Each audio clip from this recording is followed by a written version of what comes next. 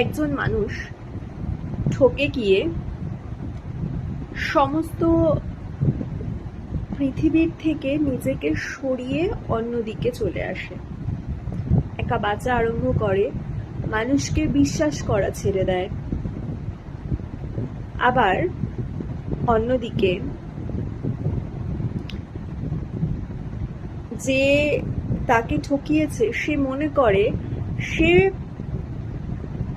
অসম্ভব গুণী, তার মধ্যে রয়েছে গুণের ভান্ডার, যার জন্য সে কাউকে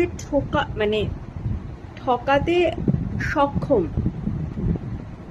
আর কাউকে ঠকাতে পারাটা তার তার অন্যতম আরেকটা গুণ। কাউকে ঠকাতে পারাটা মানসিক বিকৃতি, ওটা কখনোই কোনো গুণের